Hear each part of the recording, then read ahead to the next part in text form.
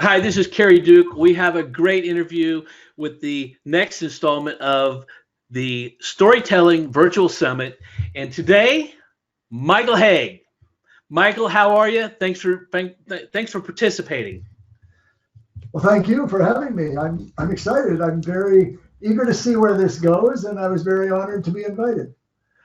Well, we certainly appreciate it. Now, I want to tell everybody right up front that I consider you to be a mentor of Russell Brunson, whether that's actual fact or not. I know that he's provided a testimonial, so he is using your information for sure at some level. I mean, I see it everywhere in what he's doing. But you can be found at storymastery.com, and you have a great book called Storytelling Made Easy. Now, I know that's available at your website. It's available at Amazon. But it's a great book. I highly recommend people read it because you provide not only great information, but there's these little bonuses everywhere throughout the book that you can download and get from you. Oh, thank you. Yeah, I'm glad you liked it. That's cool. So let's talk about stories and story creation and the use of stories in marketing. Now, just we were talking earlier, and you kind of asked, well, what's this virtual summit thing about? Who are these people? And so I'm going to repeat what I said as closely as I can, is that I think that in the marketing world, in the business world, there is a serious lack of the ability to communicate what your product and your service is about, and people just do not know how to do that. They will go into tech speak and give you all kinds of gobbledygook in terms of the special language that whatever their business has. They'll go into features and benefits to a degree, but they lack this ability to be empathetic. They lack this ability to hook you emotionally, and in my mind, that's the big disconnect. There's a big disconnect between, even like Russell Brunson, he's written 2 books trying to get people to understand how to use stories and why they're important. He even created a software to help people with the recipe on how to take that story and make a good copy out of it. But there's still a disconnect, and people don't know how to create stories. So what is your opinion on businesses and marketers and story creation? You kind of started with a broad question. I mean, I could go on hours just upon that. In terms of what you said, I had a few thoughts as you were saying those things. First is, I think a lot of people believe they don't know how to tell stories, as you said, and I don't think it's true. I think all of us tell stories all the time. I mean, the last time you got together with a group of friends, or the last time something happened to you, somebody hit you with their car, you got pulled over, you ran into some celebrity somewhere, whatever it might be, I don't think you had any trouble sitting down and saying, guess what happened to me? I think part of the problem comes because people, when we start saying you need to be able to tell stories and listen to emotion in business and so on, all at once it sounds important, and then it gets kind of scary, and then it gets more scary. People start thinking, well, nothing important ever happened to me. I'm not an exciting guy who wants to hear about me, and then it becomes burdened with a lot of how-tos. I may be responsible for that too, because I wrote a book that says this is how you do it. But I think that if you understand right at the top, what you're doing is you're recreating a situation that you experienced that excited you, that you're passionate about. And if you tell what happened and you're truly excited about what happened, it's probably going to come across in a fairly emotional way. It's probably going to hook people in emotionally just because we're attracted to that kind of excitement or passion, and we want to know what happened to other people, and we want to know the intriguing things that occur. Now, I'm not trying to simplify it too much, but I think it's important not to get caught up in this idea that, oh my God, it's complicated, and here Michael Hauge says there's 6 steps to it. What if I forget a step and all that? At the beginning, just say, guess what happened to me? Or guess what happened to this guy who used my product? Or guess what happened to this woman who was a client of mine who wanted X. And if you just think, and then you just tell what happened, then you're very much on the right track. Okay. I'm laughing because that's exactly how I framed it. I think people freeze up when they're all of a sudden they're writing for money, and instead of telling a story about their product or service, they think I'm doing this thing that's going to be cast in stone, and so I can't mess it up. Yeah. Okay. So now because I warned you I was going to do this because you used this phrase before we started the interview officially, before we started the recorder going, and that is you said they have to tell a story about their product. If you think you're telling a story about your product, you're making a big mistake because stories are not about products, they're about people. And so if you're thinking, I got to get across how great this product is, yeah, you can create ad copy that does that. But what people want to hear, what people will identify with, what the thing that will get them emotionally involved is not your product, it's the challenge faced by the person who needed your product and how it helped them overcome that obstacle. Or if you're telling a story, let's say you're a consultant, because I have a lot of clients who are consultants in all areas of business, including internet marketing. Those stories are not about you. Unless it's the story about how you became a consultant, some sort of autobiographical signature story, the story you want to tell is about someone you helped as a consultant, as a coach, or your program helped if you're marketing, if you're marketing a marketing program to help somebody do it. It's always about the person. And you want to stay with that belief, because if you're telling a story about someone who was helped by your product or service, you don't need to detail all the features and all the bells and all the whistles or all the steps of your process. What you want to do is tell the story of the person who benefited, and they will want to use your product because they have identified with that person who was a success thanks to you, and now they want to be a success, and they think, well, if you were the one that helped him, or you were the one that helped her, then you could help me. Now, they don't have to know every little detail about it, or all the bullet points you would list in ad copy or something like that. They just want to hear the story, and the story will get them emotionally involved, and the emotion will translate into them wanting the same experience directly with you.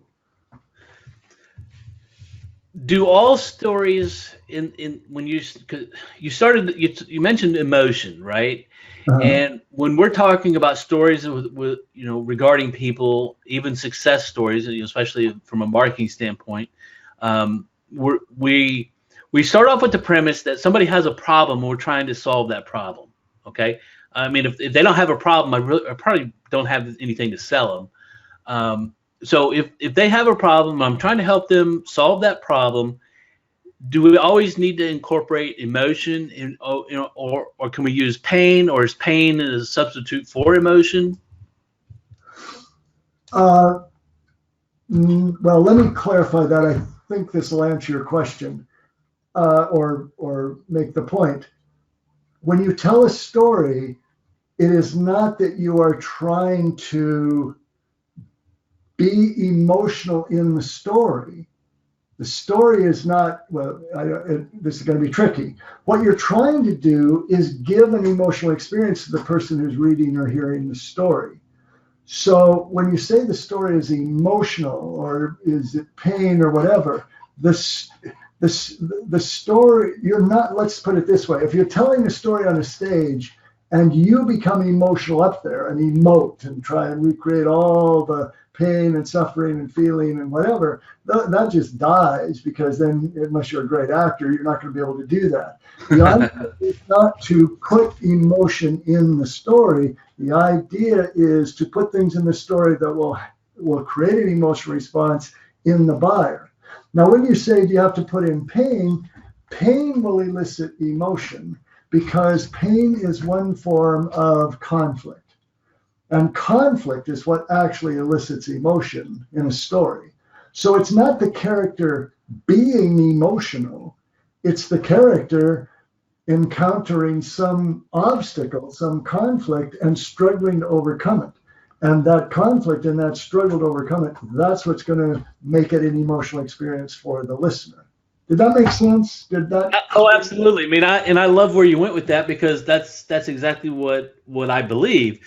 Dan Kennedy has always been a proponent of you find the pain that problem is causing for your prospect, right? If you find that pain, you don't let go of the pain. You push your thumb into it, make it hurt worse. And so, by doing that, you're, in your terms, that's where you're creating that conflict, when that's where the emotion comes from. Yeah. The distinction, I agree with that completely. The distinction is you can talk to that directly. You can talk directly to an audience or a reader and say, are you suffering from migraines? Okay. And so you're saying, you have this pain, I can solve that problem. I can alleviate that pain. Okay. That's sort of a direct addressing directly the person. In story, which is my sandbox, is you give the pain to the subject of the story. The listener, the audience for that story, will make the connection through creating empathy with that character in the story. So you're removing them. It's not, oh yeah, I have that. It's not feeling the pain by directly being addressed. You have this issue. I mean, you could set it up that way. It's identifying with the character in the story and connecting with the pain they're going through, and then having that pain alleviated on the spot by the process that character goes through that you gave them or sold them or working with them on because you're their consultant. So it's you're pushing the same pain, but maybe not quite as directly or quite as hard through the story. But you're moving the person to action, because through that story, they will have the immediate emotional experience of succeeding, of getting rid of that problem. Yeah, and I think that's depending on how much room you have. I mean, if you have a 60-second video that you're creating, you've got to tell that story in 60 seconds. Or if you have long form copy, you've got lots of room to tell that story, and really expound into all the details. The question I have for you, though, is that you've got this thing called your 6-stage plot structure, right? Now, does that work for everything? Does that work for, product messages and coaching messages and service messages and client testimonials and things of that nature? Would you apply that across the board? Well, let me see. It's how would I answer that exactly? The principles behind that 6-step success story process, which is what I call it in the book, Storytelling Made Easy. The reason I shifted is that's designed for people who aren't professional storytellers. I have 2 other books and a lot of other products I created because I work in Hollywood that was designed more for screenwriters, filmmakers, novelists, and so on. There, it's a little more elongated or a little more complex, I guess. And so I call that 6 stages. It's the same pattern. Let's look at every story that was ever created and see the ones that work and what do they all have in common. Okay, so whether it's 6 stages or 6 steps, the short answer is yes. If you're telling a story, those things will apply, and you want to use those principles. If you're bringing them down to the level of a testimonial, then yeah, you might not use, in a testimonial, you won't always be able to hit all 6. The 6 are, there's a setup, then there's a crisis that has to be, solved. Then there's, out of which there's a goal for the character. Then there's the pursuit of the goal. Number 4 is the conflict overcome. Number 5 is the climax when they when they cross the finish line. And number 6 is the aftermath. Now, I could give you a testimonial that hits all of those things, but you might leave some of them out. But you could still, in fact, this is something you want when you ask someone for a testimonial. don't, you're not asking them to say nice things about you. What you want the best testimonials say, I was struggling because I didn't know how to sell. And then I met Carrie, who showed me how to use his process. And I went from losing money to having a 7-figure income. And now I've been able to retire. Now I just hit all of those 6 steps in that testimonial. It was a crappy testimonial because I didn't have Oh, no, time. I thought it was excellent. Excellent. Okay, but you see, I just said, okay, set up. I was no good as a salesman. Crisis, I had to do something, so I got a hold of Perry. Pursuit, I followed his process. I didn't get too much of the conflict because that I cut out, but it was built-in conflict because I didn't know what I was doing beforehand. Climax was I had a 7-figure income, and the aftermath is now I get to retire. And that was just so. But maybe it could have been even shorter than that. If it was just Terry Duke took me from a 5-figure income to a 7-figure income in a year. Okay, you're still using story principles. I left out the pursuit, the identifying what exactly it was. So that's why I say in the principle, using the principle anytime you tell a story, I'll stand by that. Using every one of the 6 steps in every situation, no. But in most situations, if you're creating an email, a marketing email, and you're incorporating story, then you can certainly hit all 6 steps. And if you're giving a speech from a stage, making a presentation, if you're doing an instruction, if you're doing a webinar, okay, you can certainly do all 6 steps. And I think it's very valuable to that. Well, that's what I stand up for. That's what I'm about, is storytelling, and that's just the way I look at story.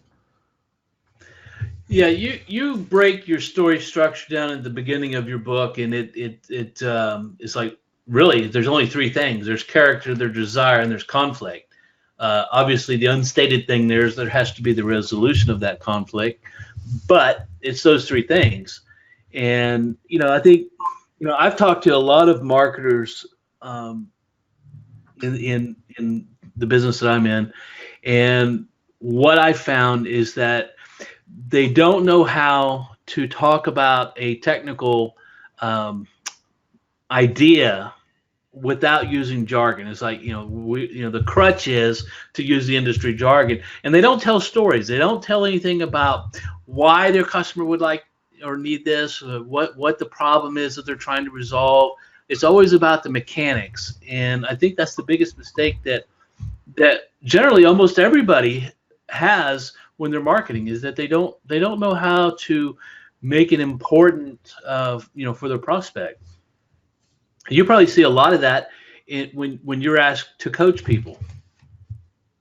Well, absolutely. Yeah. It's the jargon is one part of it. But again, you sort of hit the nail on the head when you say they're not actually telling stories, because then they're going nowhere in terms of using story as a valuable tool for persuasion.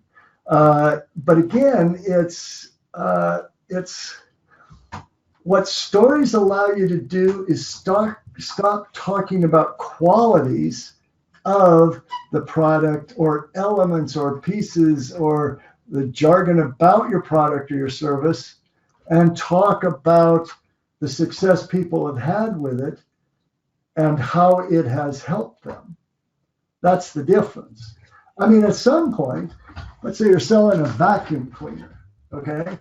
I mean, you can entice somebody in and saying, I had a person, they bought this vacuum cleaner, and what used to be I've never sold vacuums, so I don't know how well this goes. But what used to be a 20-minute job vacuuming all their carpets now takes 5 minutes. Okay? Now, that's not really a story, it's more of a promise. But if you had a story about that, what it meant to somebody, now I'm going to be interested in, okay, this sounds like a good vacuum. Now you have to say some things. You got to say, well, it's got this warranty, and if I ask, well, how many horsepower does it? I don't think a vacuum has horsepower unless you really got a dirty carpet. You see what I'm saying? Yeah, absolutely. I mean, you're telling the Tyson vacuum cleaner story right now, or I think it's a Tyson. Yeah. Because their story was all about suck, right? That we found that the biggest problem with vacuum cleaners was that they didn't have enough suction. So we went about trying to figure out how can we get more suction, and we have this unique little thing that creates more suction, so you get cleaner carpets. I mean, that's and then they want to charge a premium price for that story. Well, it seems to work, because as soon as they said you get cleaner carpets, now they're moving into story territory, because now it's about, you have a problem or a goal to overcome, and it'll help that. But I'm saying that, maybe vacuum cleaner wasn't the best thing to pick, but because you can just sort of demonstrate that in front of people, like when you go to a state fair and they've got booze, and I got suckered into buying a mop the last time. And he didn't really have a story, he just demonstrated it. But I'm assuming most of the listeners here are not selling vacuum cleaners and mops. They're selling a service, or probably, I don't know, sophisticated work or a complicated product, say technological things, something computer related or internet related, and so on. And fine, at some point there are people who want to know, well, how much memory does something have, or what's the bandwidth they need, or whatever it is. But okay, some people will not, but they all will emotionally respond to a story about someone who was helped or solved their problem by using that product. I always say, if you lead with the story and then you have data to back that up, that's fine. I'm not saying lose your data. I'm saying if you get mired in data, and which is almost never emotionally involving, you're going to lose a lot of your prospects or your potential buyers. Oh, I would agree with that. I mean, are you familiar with Oren Klaff and the pitch anything concept?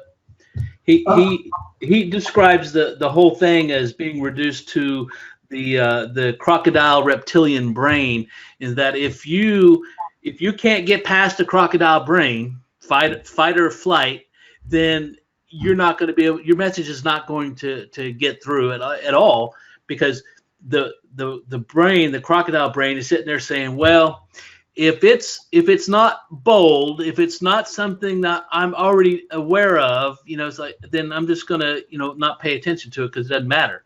So the only way to get that prospect attention, according to Oren Klaff, is that you have to be unique, you have to be bold, and you have to say, package whatever it is you're saying in such a way that it can't be filtered. All right. Yeah. So he's saying that, and then you follow it up, with some logical information. But he's basically saying that if you can't get past that emotional uniqueness, then you don't have a chance. And I think I'm hearing you say kind of the same thing, is that with a story, we can create a situation where the brain can accept our information, and then we can follow it up with those features and benefits that back up that emotional agreement that I want that thing. Yeah, absolutely. I misspoke. I actually have read his book. I'm terrible at remembering names, so I didn't remember that. But yeah, I read that book, and there's all kinds of things that he offers there and in his process that go beyond the bounds of storytelling. His examples are usually about, selling major projects and things like that are quite complex. But I thought it was, a fascinating book with all his approach. But it's also, that's not my area of expertise. But I'm not saying that it's either stories or what he says, or that it does exactly the same thing the same way. But I'm saying, devoid of story, it's a hard road to create an emotional experience for your prospect, especially if you're not, he's talking about, to a great extent, one-on-one situations.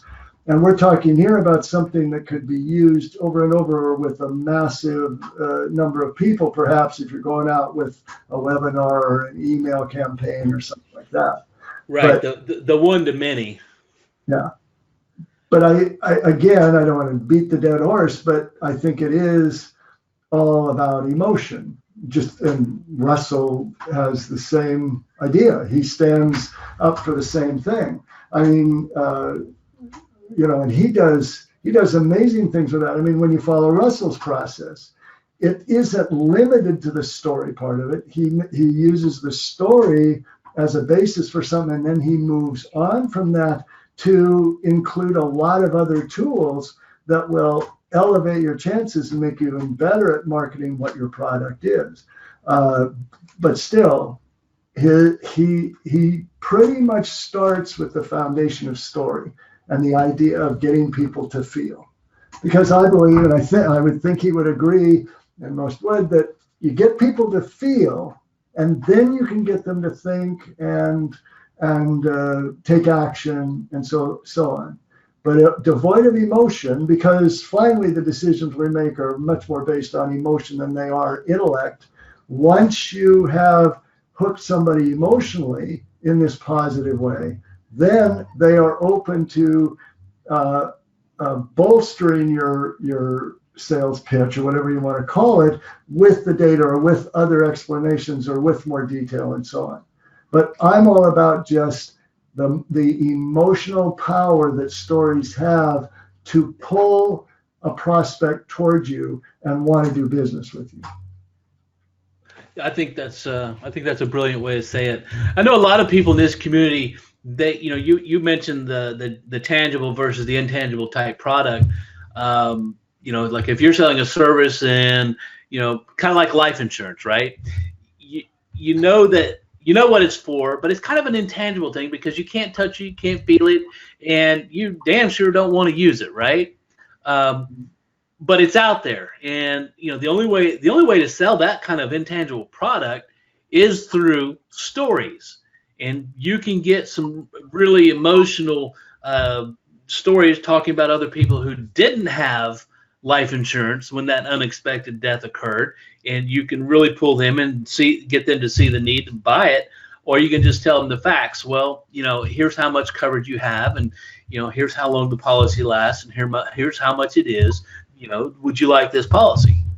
It's like, and that's why it's like if you're selling this intangible aspect, or service, or the benefits of which are going to be, way out in the future, you absolutely must positively tell a story. Yeah, I think so, because fine print insurance documents are not really going to, suck you in very well or get you that excited about doing anything. And again, I think we're talking about a tool that will increase your ability to do that. Storytelling is not really a standalone thing. You're not wanting to be a professional storyteller. No one's going to buy your story, but they will be much more open and enthusiastic about the other things you are going to reveal about you and your service or your product if you've created that kind of emotional connection and trust and the sense that you are an authority, which is also something that stories can do a great job of. I think one thing I encounter in talking to people about story or when I have clients is, I can't say this because I don't want to brag. Now, not everybody is worried about bragging, as you know. Some people are very comfortable saying they're the greatest, That doesn't work real well with most folks, actually. But storytelling is like bragging without bragging. It's bragging without being conceited, because you're not declaring that you can do or are great at anything. You're telling a story to illustrate that you know what you're talking about. That illustrate that you can deliver the goods, because you're telling a story about how you did with someone very much like the person you're talking to. So again, it's the way to establish a relationship that then puts you in a much more positive situation for persuading the person to take whatever action you want them to take. Now, you mentioned earlier that you think that everybody generally has the ability to tell a story because we relate to people, right? If you met a girl, you're going to be able to tell a story of how you met the girl. Okay. I think a lot of people are storytellers also. I think some have a better ability to craft it and make it interesting. They put some details in there that make it interesting. I think other people put little sidebars and little things that have no meaning to the story whatsoever. It's like, get to the point already. But what is your best suggestion for learning how to craft a story that helps move you forward in your business? So, like Russell Brunson, he sells a product to, internet marketers, ClickFunnels. That's what he sells. But he's all about the story of how it improves people's lives. I mean, that's his mission. He tells a story about how he's affected these people's lives, and he tells their stories to prove that that's what he's done. How would you suggest the person who hasn't reached his level of success yet? How would you kind of instruct them to get started to, practicing that craft, because we have to get better at it? How do we do that? Well, I think the first step actually is what I would say, no matter what you are asking about in terms of how do we get better, and that is you have to educate yourself about, you have to learn some new principles. You have to have some new tricks and tools that will help you be better. I mean, what I said at the very beginning of the interview about people being scared, I said it was a little bit hyperbolic. I mean, I'm sure when people heard me say, well, everybody can tell a story, they were thinking you should come to dinner at my family. And if they see a group of people that couldn't tell a story to save their lives, they probably mean they don't tell very good stories. I didn't say everybody could tell a good story. So now we're moving into the area of craft. How do you craft the story in such a way, number one, that it's enticing, number two, that it accomplishes the goal you want? Because we're talking about stories being used in the context of business. Just weaving a yarn is not necessarily going to lead to a sale. It's weaving a yarn that gets us involved, but also gives an emotional experience of taking the action that you want us to take. Because whatever you want your buyer, your potential client or prospect to take, it's action that the hero of the story needs to take, and by doing that, they win. And so you have to zero in on a story that's going to accomplish that goal, and then their tricks or their techniques to make that story more involving. So I'll give you a couple, and then you shut me up if I'm going on too long. But the first thing you got to do is you've got to get your audience. By audience, I mean if you're talking to it from a stage, if you're doing an email, whoever encounters the story, whether it's written or audible or whatever. So you've got to get us to care about the hero of the story. Maybe I should have started by saying you got to have a hero. You have to have a main character who is going to drive this story, and whoever that is, it will be either your satisfied, happy customer who you helped in the past and who succeeded, or it might be you, if it's an autobiographical story, say, of how you came to create the product, or how you first succeeded with a technique you're now going to give to somebody else, or whatever. So you identify the hero, and then you've got to get us to connect. You've got to get us to empathize with that character. Well, you need to know how you do that. So you need to know that the way you create empathy is to either get us to feel sorry for that person, or get us to worry about that person, or get us to admire that person. In other words, either they're likable, they're good-hearted, or they're a victim of some undeserved misfortune, or they're being threatened with something like foreclosure, let's say, or something like that. Okay, so that's a storytelling technique that is going to strengthen your own storytelling greatly, because short of that, you might be telling a story about a character we don't care about that much, or we can't see the connection between that character, your hero, and us. Hey, well, yeah, that's fine, but that person's a realtor, and I don't know anything about real estate, so why should I listen to this story? When it's very easy to create empathy with someone who has a completely different, they can have a different job, a different geography, a different religion, a different age, a different gender, a different ethnic background, whatever it might be. But you need to know the technique for doing that. And then the next one that is equally critical is you've got to give that character a goal. They have to want something. And the more visible that desire, the better the story's going to be. And by that, I mean, if you're telling a story about someone whose goal is to be rich, that's fine. And we can sort of imagine what it's like to be rich. We all have our, our sense of it.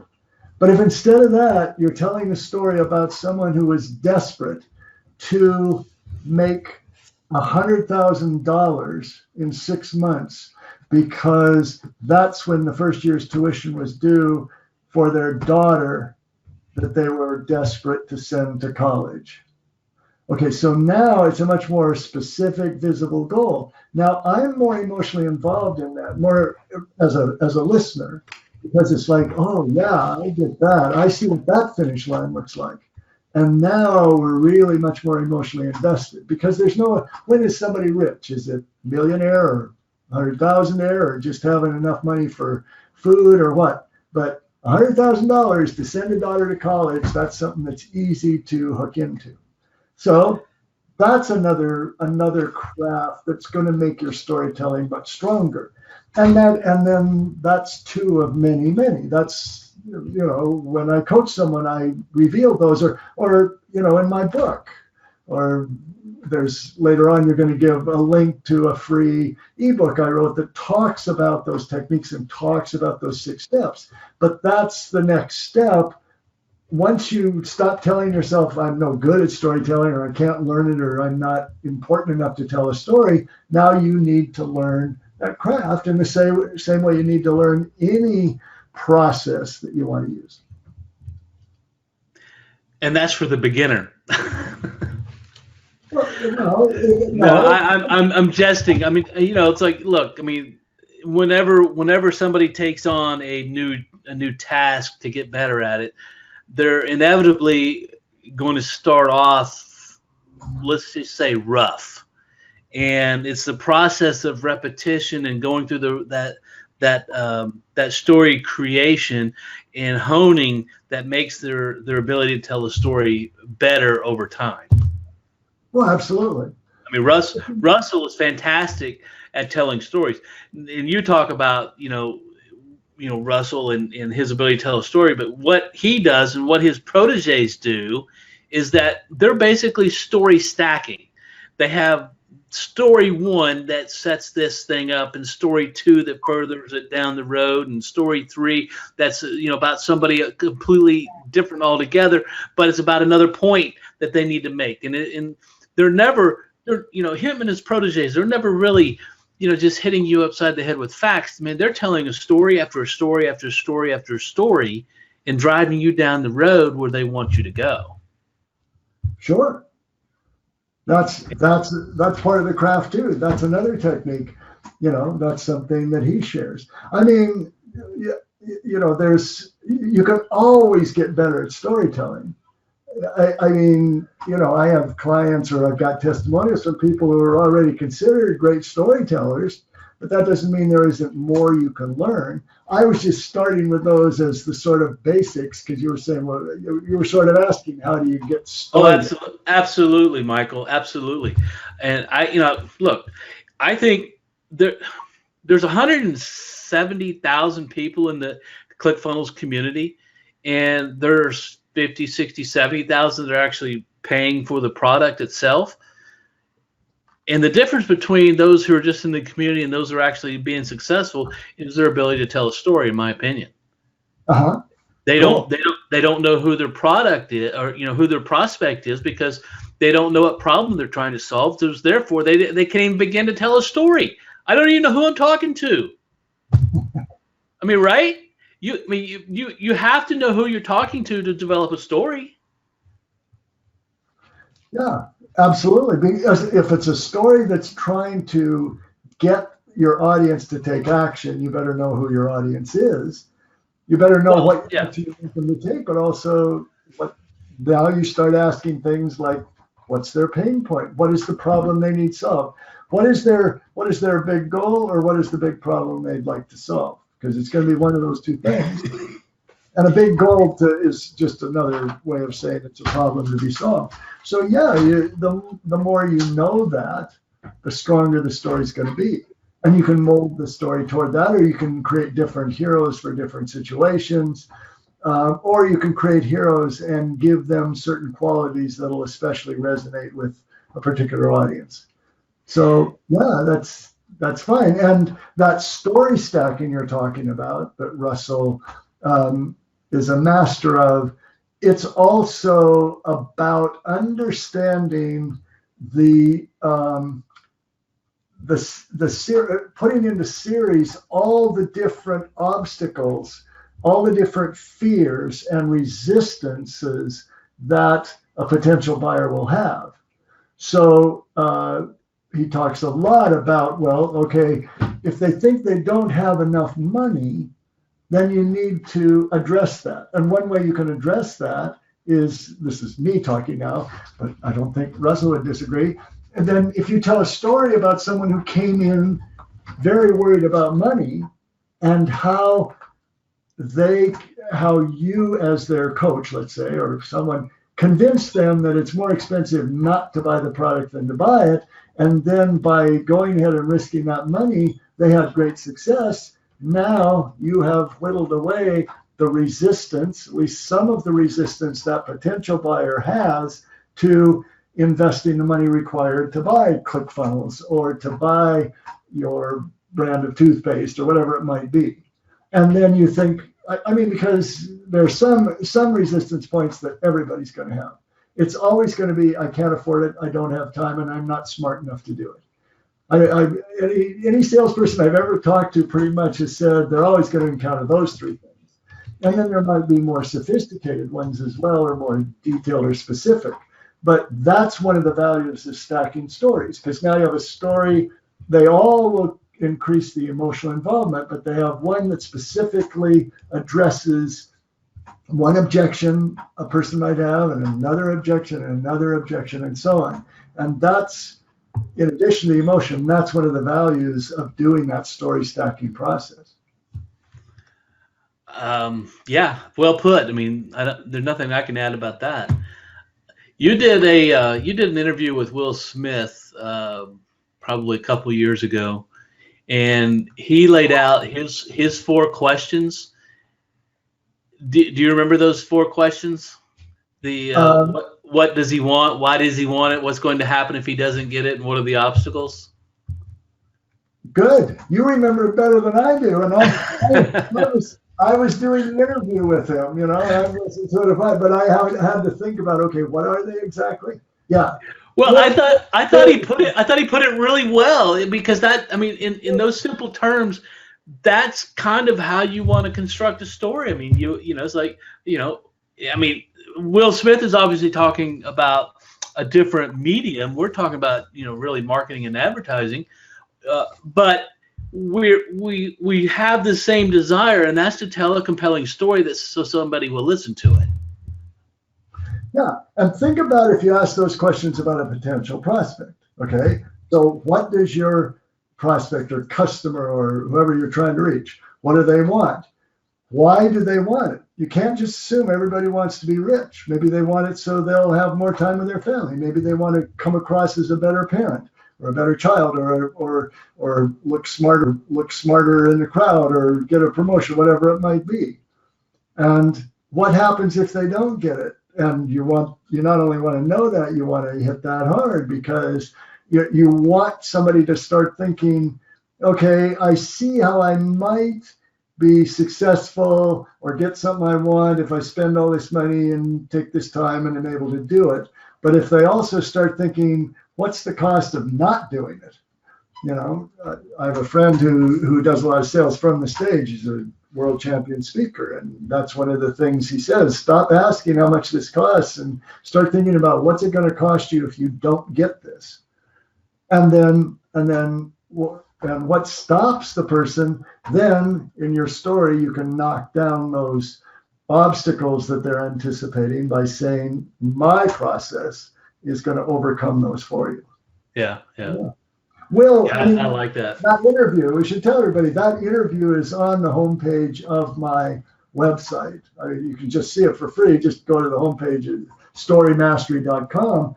It's just a really fun interview. And it's not a really fun interview because I'm in it. It was really fun for me, but Will is, first of all, he's just a great guy, and he's fun and he's funny, but he is one of the best story minds I've ever encountered in 35 years of working in Hollywood. And he's not a screenwriter or a director, but he really knows story. And he looks at it both from the point of view of an actor, but also as sort of the producer, the overreaching story that he wants to tell. I mean, in his words, as you know in the thing, he says, the thing about stories is stories tell us how to live better. And that's his whole sort of guiding philosophy, I would say, in life is, how can I live better and how can I help other people live better? Well, it's very similar to what you say on your website about your coaching opportunities. You are trying to help people break through that noise by telling unforgettable stories. I mean, pretty much the same thing. Yeah, exactly, because that is one of the main values of storytelling in terms of marketing yourself, and that is stories can do a better job than almost anything else I can think of separating you from everybody else, of letting people recognize who you are, separating yourself from your competition, or standing above the other people or the other processes they might choose. Stories are going to do that. And stories will do it more effectively than just announcing, well, I'm better than they are. That's not going to really fly, because of course you're going to say that, but the story gives it more, it illustrates it. It verifies that fact and so on. Well, do you think that the story actually allows you to charge more money also?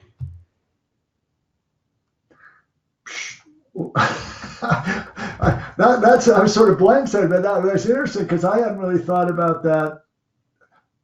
Absolutely, for the same reason. I mean, because, maybe this is sort of too simplistic, but I think, doesn't your revenue increase with the amount of value people put on? It's the amount of value people put on what you say, combined with the number of people that think that is a value they want. So a story, if the story can get out to more and more people, and when it gets out to those people, it establishes you as an authority who they trust, who knows how to solve their problem and has a plan for doing it, then you're going to be able to charge more money. I have three examples. Okay, just this last week, one guy had a 67% month-over-month increase when he started incorporating stories into their marketing. I mean, this is a business that's been around for a lot of years, but when they actually got serious about putting their stories into their marketing, 67% increase month over month. Like this month last year. But it only took 5 months to get that kind of increase. I talked to another guy that when they started telling these stories, and this is like last year, right? Their ability to increase revenue, it jumped 800%. So they were telling one story and they were successful. They were in the 2 Comma Club, and when they changed their story and made it better, 800% increase. 800% increase. A third guy, this is a nonprofit. They started incorporating their customer stories into their marketing, getting that whole 6 kind of step structure into their stories about their customers. and they were able to raise millions of dollars for their nonprofit. I mean, there's 3 examples right there of people who got serious about using stories, and they're all proteges of Russell Brunson, and they've had dramatic increases in their revenues because of those stories. That's great. It's also a great example of how you can market with a story. If you were more specific about who they were, more specific about what specific situation they were in, and then a little more specific about how they learned or who guided them to tell those stories, that would be such a great marketing story for whoever that person was that helped them do that. You were just, it was an incomplete story, but those were 3 stories. It was only incomplete because more detail would make it better, but you were just telling 3 quick stories about 3 people who were successful in ways that probably everybody listening to this broadcast or this, whatever you say, webinar, it wants for themselves. Well, here's the story about that, Michael. Those individuals have been interviewed, and if people will attend the virtual summit, they will hear those exact stories and what happened. Okay, so now I realize this will be after the fact for all of you hearing this right now, but we're doing this interview before you go out with it. Now, just a little suggestion, Carrie, if you market this event, this virtual event, by saying one of your guests is this person who had an 800% increase by telling stories, and he's going to reveal how he was able to do that, I think you're going to get more people tuned in, because now you're telling a story about someone who has a similar problem to the people listening. You know, everybody listening has some interest in story because that's what this is about. So all you're doing is saying, you're going to hear a story. You're sort of telling a story in a short way, and you say you're going to hear more of it, but you're saying, here was a person, that person increased by 800%. If you just tagged on, and we're going to hear the details about how he did it if you tune in to this. I keep forgetting why it's a virtual. It's a virtual summit. Summit. Yes. I keep wanting to say festival, and I thought that's not right. It's not a festival. Well, it's very close. I mean, a festival is, we should be happy and dancing around. There's no jugglers and fire eaters.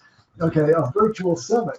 So it's so now when you listen to this, you will have already seen the marketing for it. So let's see if Kerry followed my advice and included that in his marketing to say, these are the kind of stories you're going to hear.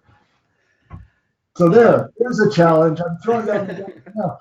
One other thing I want to mention before we wind up, because you were asking about the different things that would make stories better, and I want to mention one because it's sort of one of the core things that I am passionate about and fascinated with, and so on, and that is, you want to create conflict. I already said that, because the emotion of a story is going to grow out of the obstacles that hero, that main character is going to face. But if you are willing to go underneath the external obstacles of, family that doesn't support you, or the money the person needed, or things like that, and go to the inner conflict, go to the level of what frightens the person, go to the level of what scared you before you did that. I mean, that would be fascinating to me, the person who was, 800% person. But one of the things I'd love to know, I can't say that it was necessarily there, but what was your biggest fear when you started doing this? What fear did you have? Was there any concern? Was there any fear of branching out from the one story you told? What scares the person is always, number one, emotionally involving, because it is conflict. But number two, it's always more effective because fears we have are almost always universal. We're always afraid of failure, or we're all afraid of success in some way. We're all afraid of looking stupid. We're all afraid of being rejected. We're all afraid of being too vulnerable. We're all afraid of being too isolated, and you name them. And so those will take different forms with each person. But almost anyone I've ever encountered who really wanted to do anything that required some kind of a leap, that required a significant effort, or that would result in a significant change. Almost everyone, I think, probably without exception, if they were willing to admit it, were being stopped not just by those external things of people and money and situation, but also by their own fears. But because of that, the story becomes much more compelling, and it's much more helpful to people to hear, because those are also the things that you need to address to get them to buy, but also the things they are worried they won't be able to do and would be wonderful if they could overcome them. So you're actually, as a consultant, or maybe not with the story itself, but when they start following the process, if you can help people overcome those inner fears, then you're really providing something special. So that's something I think everybody should be thinking about as they develop their stories. Especially, I love that. I mean, Michael, I love that. I talked to a guy Saturday, Ed Elliott. Okay, he's in the Two Comma Club, and they were successful. They were very successful, but they had an inner battle.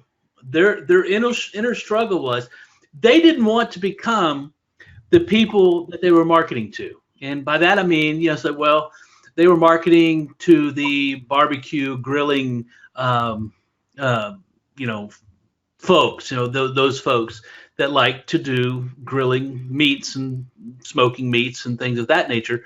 Yet they weren't passionate about it when they started. It was just an opportunity, and they were really hesitant to embrace that lifestyle and embrace that and become those people.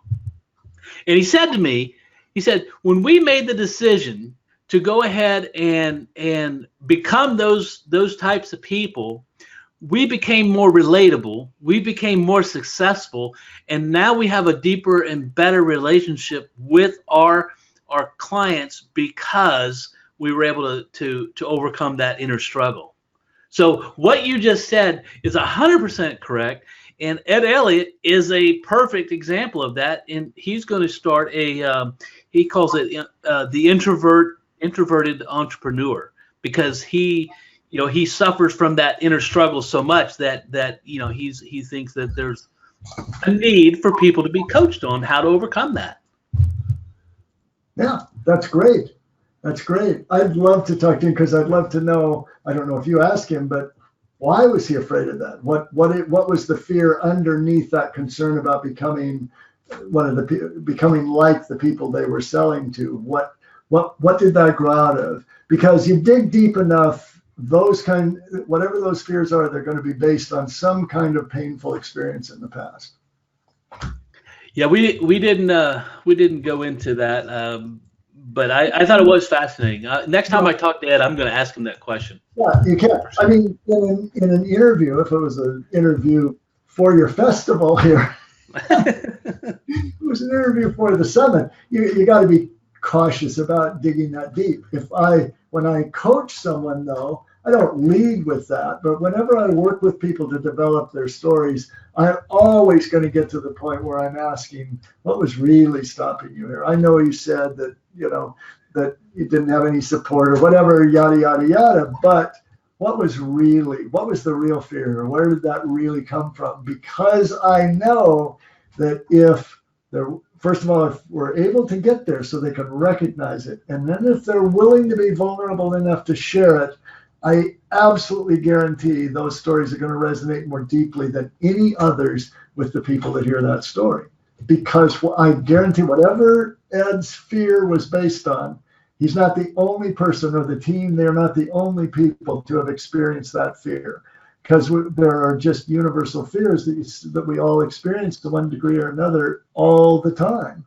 And so then if you tap into that, and then the person on the receiving end is thinking, wow, I have that fear, and I'm empathizing with him.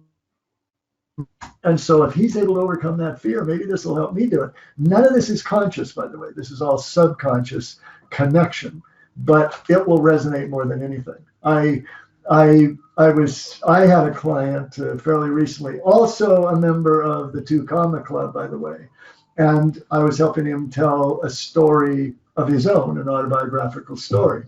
And we went through it, and I said, here's what you need. I want you to have a scene in this story where you say to your wife, I'm afraid. Add that. And he did. And he said, I can't say for that one reason. We worked on the whole story. But I know, because it was the most successful, return he got on, or link throughs and so on from a campaign he'd done, that was part of it. They resonated with that hard moment when you say, I'm afraid. Yeah, that's fantastic. Well, Michael, I really appreciate the discussion about stories and how they can improve your marketing, and your time is valuable. So I think that's probably a good break. But fantastic points on how to be better at storytelling.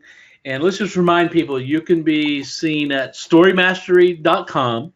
Correct? Yeah, that's where they can see the Willing review, but also it's just chock-a-block with articles and so on about my process, also just dozens and dozens of story elements drawn from the successful movies and things like that, but that can be applied to any kind of story and used when you're trying to persuade people to click here or to spend money or do whatever for your own service, your own product. And then also we have I mentioned briefly, there's a freebie people can get too if they go to storymastery.com/6 steps, because it's the 6-step success story is what I call my storytelling process. And if you go to that link or that URL, 6 steps, then there's an ebook that I created, a free, that lays out what the 6 steps are, has a chart that shows them, details each one, and then gives an illustration of a story. And then I analyze the story that I wrote that I heard from one of my clients. And I say, okay, here's why this happens here. Here's how we're using those 6 steps. So you can get all that free if you want to know more about it. And then you can also find out about my book that we've mentioned and so on at the website. Yeah, you have a number of products available, and some are even geared towards marketers.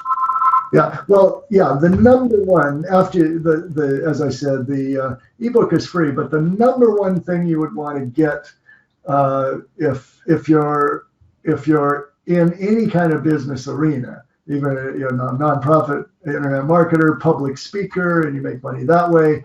I'm doing a project with an attorney for lawyers and using story. What they want to see is my book that you mentioned, Storytelling. I have other books, but those are designed for filmmakers and novelists and so on. They'll still learn things, but that's where you want to start, is with Storytelling Made Easy. Yeah, and it's just so people know, it is a very easy and relatable read. It's not I